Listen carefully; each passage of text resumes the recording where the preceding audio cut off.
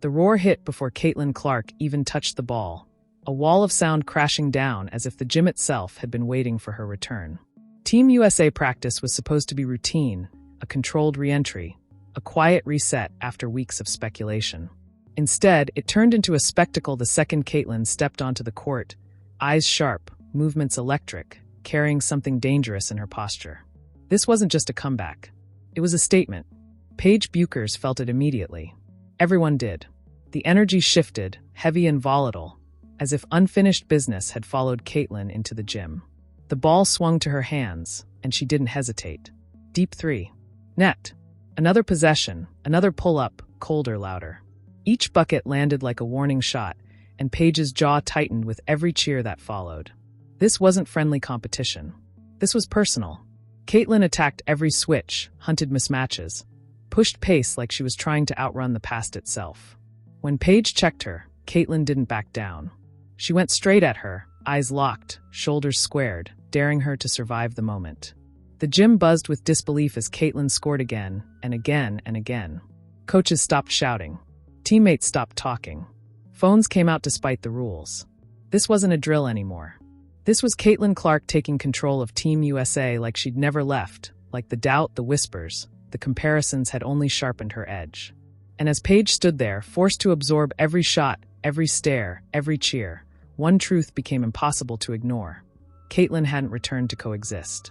She'd returned to dominate, and Paige Bueckers was standing directly in the line of fire. Long before Caitlin Clark's return sent shockwaves through Team USA, her name and Paige Bueckers had been stitched together by a narrative neither of them fully controlled. From the moment they entered the national conversation, they were framed as opposites destined to collide. One loud, unapologetic, rewriting shooting limits in real time. The other polished, composed, the picture of balance and control. The media called it a rivalry, even when both tried to pretend it wasn't. Caitlin's rise was violent in its speed. Records shattered, crowds transformed, defenses humiliated. She became a walking headline, praised and resented in equal measure. Every deep three felt like an act of defiance. Every celebration sparked debate about attitude, ego, and whether she fit the old expectations of greatness. Caitlin heard all of it. She stored it. She played like someone who remembered every slight. Paige's path carried a different weight. She was crowned early, anointed as the future before she'd fully stepped into the present. Injuries interrupted her rhythm, forcing patience where momentum once lived. Each return was met with praise for resilience but shadowed by quiet questions. Was she still that player? Was she still the standard? Paige internalized those doubts, channeling them into precision, into discipline, into doing everything right. Their comparisons followed them everywhere. Rankings, endorsements, debates framed as compliments that always came with an edge. Caitlin was the chaos. Paige was the control. Fans chose sides like it was identity. Analysts fed the fire, breaking down body language, tone, leadership styles. Every Team USA roster discussion turned into a referendum on which philosophy the program truly valued. Inside Team USA, the tension simmered quietly. Practices were intense, competitive by design, but everyone knew the subtext. Who would run the offense when it mattered? Who would take the last shot? Who embodied the future the program wanted to sell? Coaches spoke in generalities, but players noticed patterns. Who got the nods? Who got the patience? Who got the leash? Then Caitlin stepped away. The absence was loud. Whispers filled the vacuum. Was she overwhelmed? Was she difficult? Did the system not suit her? Paige stayed steady and reliable, doing everything asked of her. She absorbed responsibility, carried expectations, and became the visible constant. Publicly, she said all the right things. Privately, she felt the pressure of being the one everyone pointed to when Caitlin wasn't there.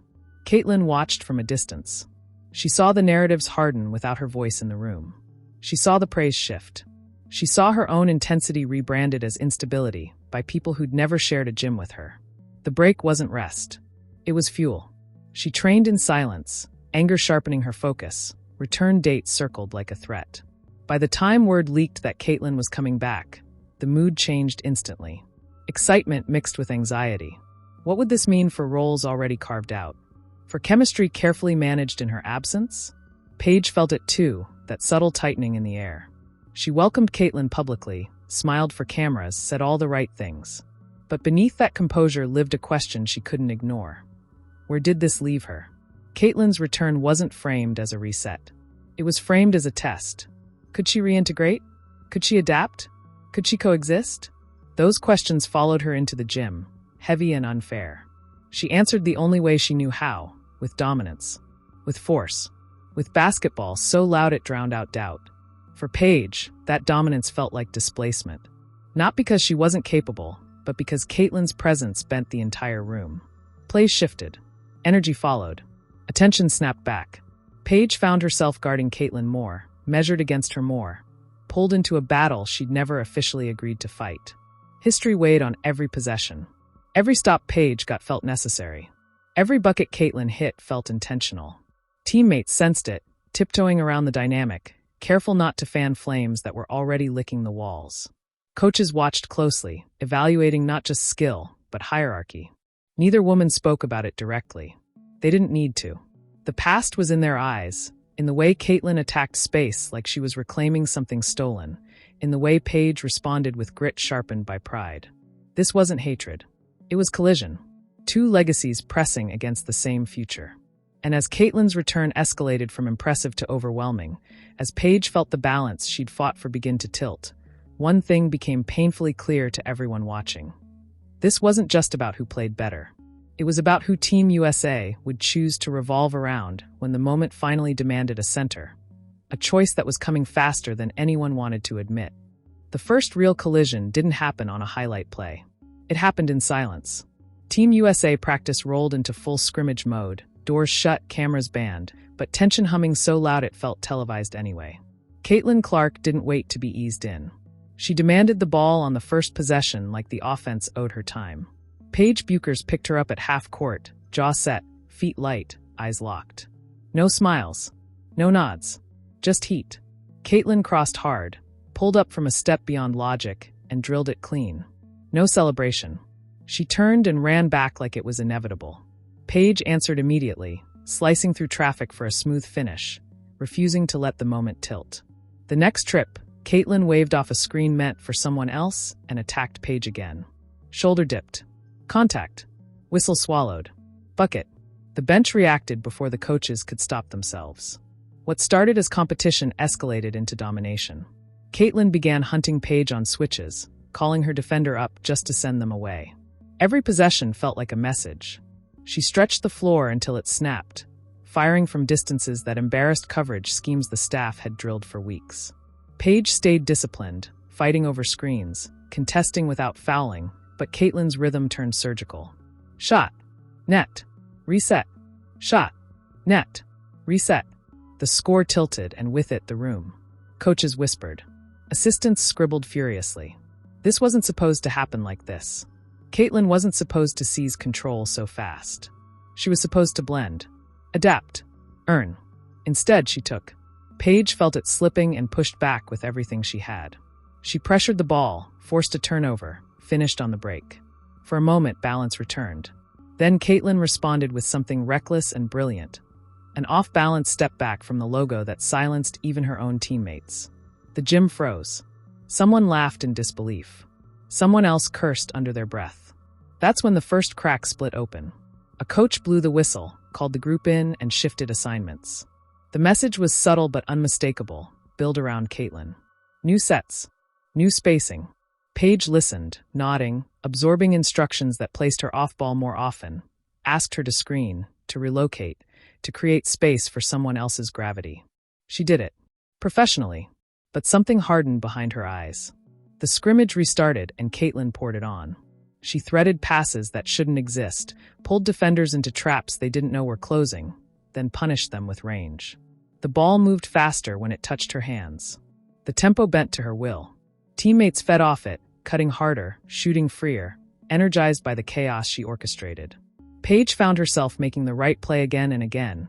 Extra pass, smart cut, quiet contribution, while the noise followed Caitlin.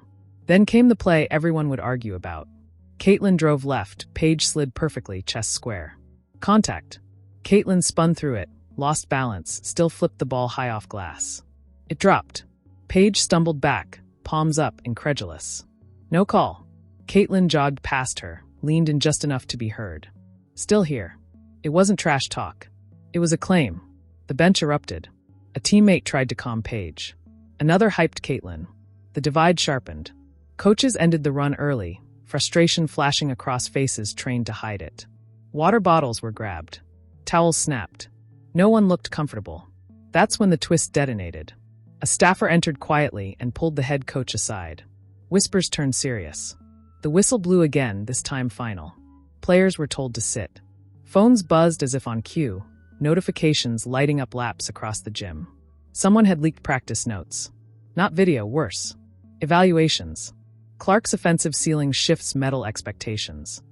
Lineups show increased efficiency with Clark as primary initiator.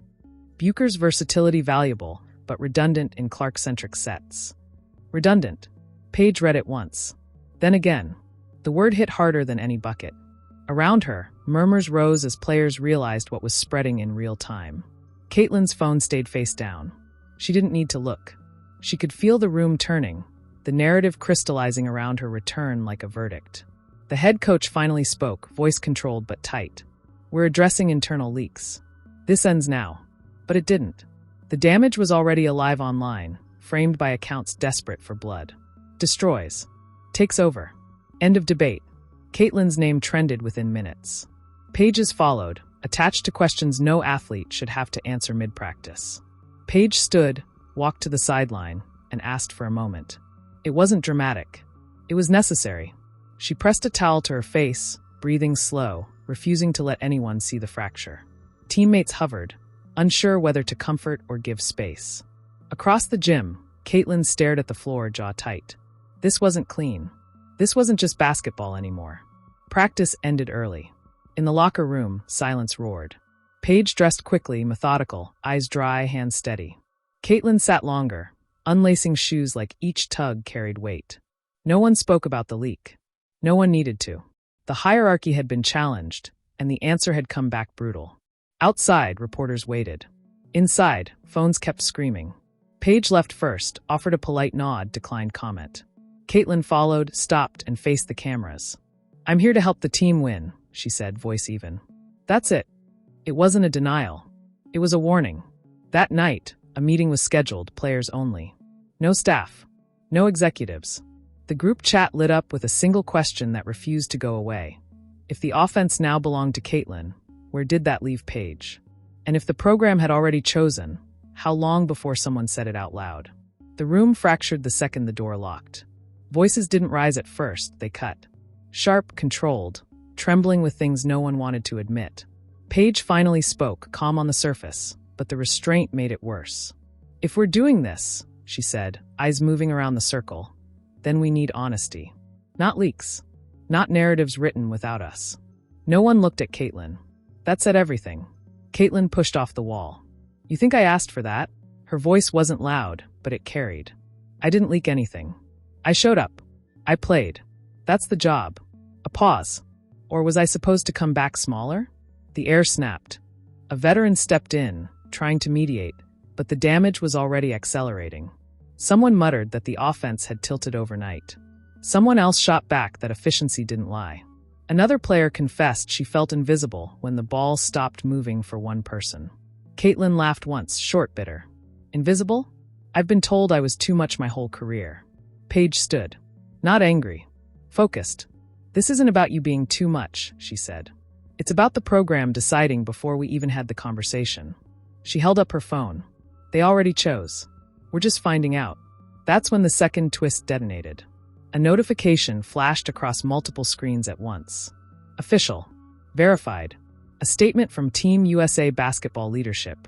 Released quietly, late night, strategically timed. In preparation for upcoming international competition, the coaching staff will begin implementing performance-optimized lineups reflective of current form. No names. No explanations. Everyone understood. Performance-optimized meant Caitlin-centric. Current form meant Paige's steadiness wasn't loud enough. The timing was surgical. Drop it while emotions were high, then let players tear each other apart instead of looking up. Caitlin read it, and felt something twist in her chest. This wasn't how she wanted it. Winning a role was one thing. Being used as leverage was another. She looked at Paige and, for the first time that day, hesitated. Paige didn't. "So it's done," she said softly. Without saying it, the room erupted. Accusations flew. Not at Caitlin alone, but at the system, the silence, the pattern everyone recognized from past cycles. Players talked over each other. Some defended the decision as basketball reality. Others called it political. One player admitted she'd been told privately that resisting the shift could affect future selections. Fear crept in, ugly and undeniable. Caitlin raised her hands. "I don't control this," she said. "But I won't apologize for playing at my level." Paige met her eyes. "I'm not asking you to." That was worse. The meeting ended without resolution, everyone leaving heavier than they arrived. By morning, the story had mutated again. Anonymous sources told outlets the team was energized by Clark's leadership. Others countered with whispers of chemistry concerns. Clips from practice, old ones recontextualized, circulated as evidence for arguments they were never meant to support. Paige woke to headlines questioning her fit. Not her talent. Her fit. She went to shoot alone before team activities, empty gym echoing with each bounce. Every rep felt like a negotiation with herself. Be louder, be different, or be exactly who she'd always been and risk being labeled expendable. Across the facility, Caitlin arrived early too, putting shots up with an edge that bordered on fury. She could feel the target on her back growing, fans crowning her while critics sharpened knives. Dominance didn't protect you, it isolated you. Practice that day was brutal. Lineups were tested openly now. Caitlin ran with the first group. Paige rotated in and out, asked to facilitate, to defend multiple positions, to make everything smoother without ever being central. She did it. Perfectly. And each perfect possession felt like proof that perfection wasn't the currency anymore. Then it happened. A scrimmage possession broke down, clock bleeding. Caitlin waved off help, attacked, missed short. Paige secured the rebound, pushed in transition, and pulled up, clean, automatic, undeniable. The bench reacted instinctively. The gym remembered her. Caitlin jogged back, eyes dark. Next possession, she took over with violence. 2 deep threes, a threaded pass, a drive that drew gasps. It wasn't basketball anymore. It was territory. Each bucket, answered the last like a challenge unanswered, was weakness. Coaches watched, saying nothing. After practice, media access was announced, unexpected, immediate. Damage control disguised as transparency. Paige was sent first. The questions were surgical. How do you feel about your evolving role? Is there tension with Caitlin? Can this team sustain 2 stars? Paige answered with grace that felt expensive. We all want to win, she said. Roles change. I'm committed. She didn't smile. Caitlin followed. Different tone. Same trap. She felt it closing. I play to win, she said. I trust the staff. A pause. I trust my work. It wasn't enough. By nightfall, the leak escalated again. This time, it wasn't evaluations. It was a partial lineup card, blurry, unmistakable, circulating online. Caitlin's name circled. Paige's absent. The caption screamed what the league wouldn't. The future has a face. Paige's phone buzzed nonstop. Support poured in. So did pity. She hated the pity most. Caitlin stared at the image, stomach sinking. This wasn't triumph. This was a trap snapping shut. If she accepted it, she became the villain. If she rejected it, she looked ungrateful, unstable, difficult all over again. A text came through from an unknown number. Short. Clinical. Decisions finalized tomorrow. Paige received a different message minutes later, from a source she trusted. Be ready. They're making it official. Neither slept. By sunrise, the team was scheduled for a closed-door meeting with leadership. No phones. No press. Just answers that would redraw everything. As Paige walked toward the room, shoulders squared, she knew one thing for certain. If this was the end of coexistence, she wasn't going quietly. Down the hall, Caitlin slowed, heart pounding, realizing dominance had brought her to a cliff she hadn't seen coming.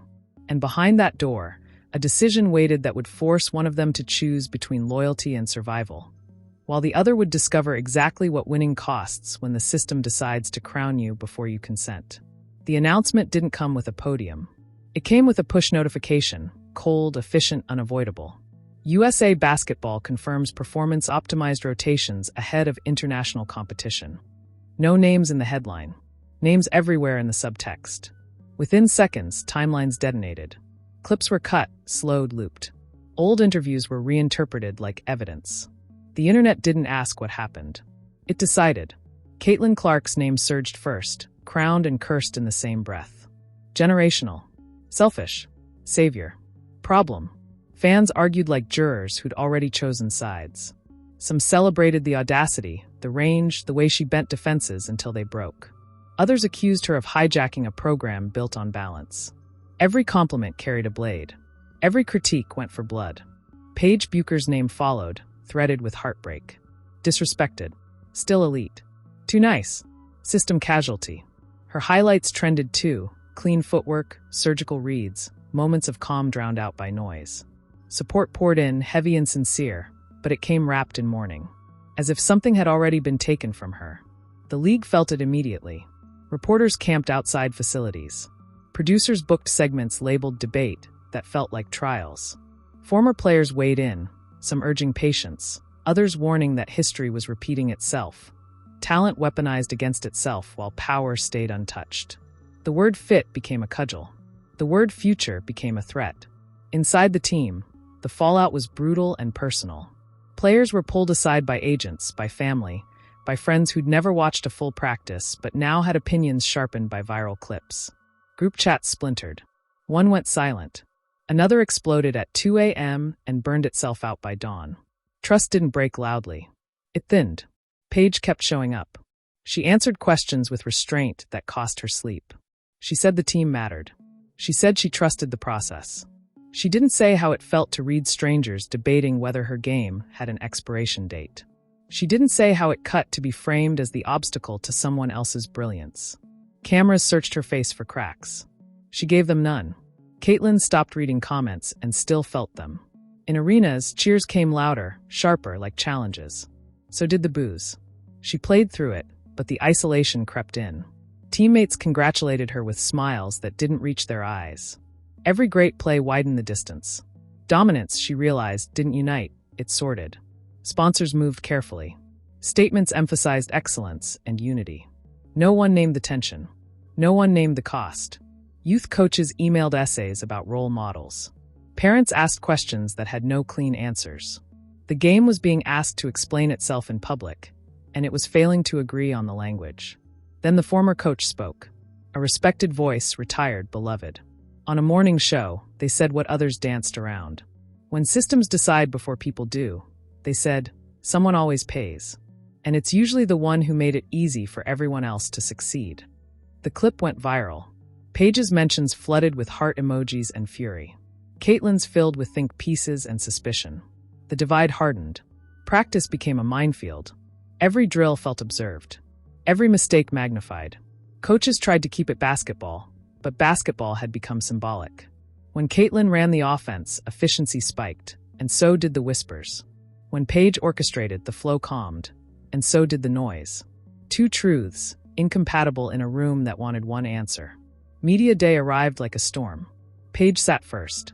The questions were polished, cruel in their softness. Do you feel undervalued? Is there room for both of you? What does leadership look like now? She spoke with clarity that made people uncomfortable. Leadership isn't volume, she said. It's responsibility. The clip spread. Applause followed. So did analysis that missed the point. Caitlin followed, shoulders squared, eyes bright with something like resolve. I didn't ask for a crown, she said. I asked for a chance. The room hummed. I respect Paige. I respect anyone who shows up and competes. She paused. I'm not here to be small. That line caught fire. Fans dissected tone, body language, breath between words. The story kept growing without permission. Someone leaked a practice stat sheet. Another leaked a quote taken out of context. The narrative ballooned into inevitability. One must win, one must lose. Nuance didn't trend. Paige felt the weight most at night. She called her parents. She called an old coach. She wrote in a notebook she'd kept since she was a kid, listing what she could control. Effort. Preparation. Integrity. She underlined the last one twice. Caitlin stared at film until her eyes burned. She thought about the word destroys attached to her name like a badge and a bruise. She thought about how quickly admiration curdled into accusation. She wondered if this was the price of never asking permission. The league finally scheduled a press conference. Leadership promised clarity. Players braced for alignment. No one trusted the phrasing. The room would be closed. Phones would be surrendered. A decision would be explained, not debated. On the morning of the conference, Paige arrived early, calm settling over her like armor. Caitlin arrived later, pulse loud, sensing the trap beneath the language. Teammates avoided eye contact, not out of malice, but fear of choosing wrong. Outside, fans gathered with signs that contradicted each other. Inside, the air felt thin. The podium waited. And as the doors closed and the microphones powered on, both women understood the same thing at once. Whatever was about to be said would not end the story. It would set the line they'd be forced to cross next. The room was colder than it needed to be. No banners. No cameras. Just a long table, sealed doors, and a statement printed neatly in front of every chair like a verdict waiting for signatures. Leadership spoke first, rehearsed and calm, explaining alignment, medal probability, and role clarity, as if those words could soften what everyone already felt tightening in their chests. Then came the line that split everything open. For the remainder of this cycle, the executive said, not looking up, the offense will be structured around a single primary initiator to maximize efficiency under pressure. No name spoken. No apology offered. Everyone looked at Caitlin.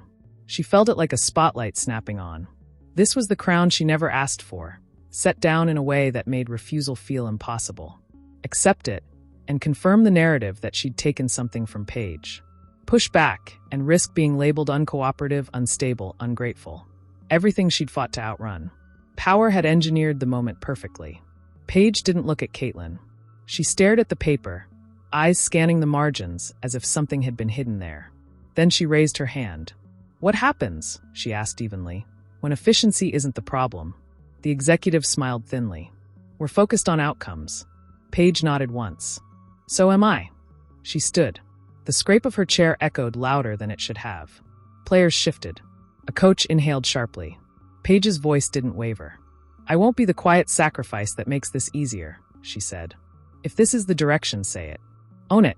Don't dress it up as neutrality. Silence pressed in. Leadership exchanged looks. This wasn't in the script. Caitlin's heart pounded. She felt the urge to speak, to interrupt the machinery before it finished grinding someone she respected. But she hesitated, just a beat too long. Power thrives in beats like that. That won't be necessary, the executive replied. We value everyone here. Paige smiled, small and devastating. Then value honesty. She reached into her bag and placed her phone on the table. Screen up. Unlocked. Notifications visible. This, she said, is why leaks keep happening. On the screen, an email thread timestamped days earlier. Subject line unmistakable. Public positioning, Clark-centric messaging. Talking points. Media framing. Suggested language to manage perception around Paige's evolving role. It wasn't a decision reacting to practice.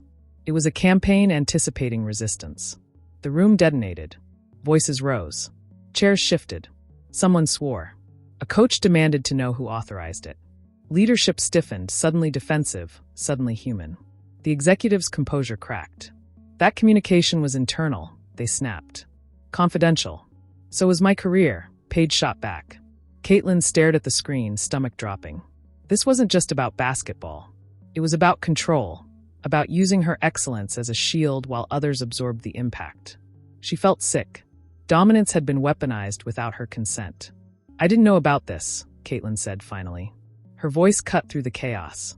And I won't be used like this. Every head turned. The executive's eyes narrowed. Caitlin, this isn't. No, she interrupted. This is exactly it. She took a step forward. You wanted a face for the future without the friction of truth. That's not leadership. That's branding. Paige looked at her then. Really looked. For the first time since the return, something shifted, recognition, maybe respect, tempered by damage already done. Leadership moved to regain control. We're tabling this, they said quickly. This meeting is adjourned. But it was too late. Outside the room, reporters were already buzzing. Someone had tipped them off. Paige's phone lit up again. Messages from journalists confirming they'd received documents. Plural. The leak wasn't singular anymore. It was a flood. Caitlin felt her own phone vibrate. A text from her agent. This is getting dangerous. Protect yourself. Another from a teammate. Thank you for speaking up. Paige gathered her things, steady hands betraying nothing. At the door, she paused. I love this game, she said quietly. But I won't let it hollow me out. She left. Caitlin stayed behind a moment, staring at the empty chair across the table. She understood now. Winning the role didn't mean winning the moment. It meant inheriting. This is the moment where watching stops being passive and becomes a choice. What just exploded around Caitlin Clark and Paige Bueckers isn't gossip. And it isn't just a roster debate.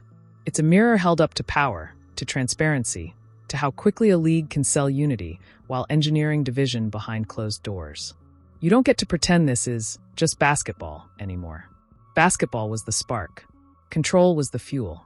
Fans decide what survives next. Not with noise alone, but with pressure that can't be redirected. Demand answers that don't hide behind efficiency and alignment. Demand clarity instead of branding language. When leadership tries to move on without accountability, don't let the timeline reset. Screenshots don't disappear. Neither does silence. Support both players without letting the system force you to choose sides it created on purpose. Caitlin Clark didn't ask to be weaponized. Paige Bueckers didn't volunteer to be diminished. The conflict isn't talent versus talent. It's people versus machinery. If you reduce it to a rivalry, you let the Real architects walk clean. Pay attention to who leaked, who benefited, and who paid the price. Amplify the questions that make executives uncomfortable, not the takes that keep engagement high and truth shallow. When media frames this as one must lose, push back.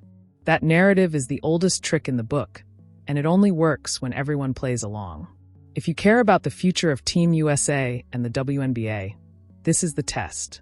Values don't matter when they're easy. They matter when they cost something. Ratings, optics, control. The league will tell you it's listening. Make sure it hears consequences. Because what happens after this doesn't just shape a lineup. It shapes who feels safe speaking up next time. It shapes whether excellence is celebrated without being exploited. And it shapes whether stars are protected as people, not just used as leverage. This story isn't over. The next move is coming. And when it does, remember who demanded honesty and who hoped you'd scroll past it.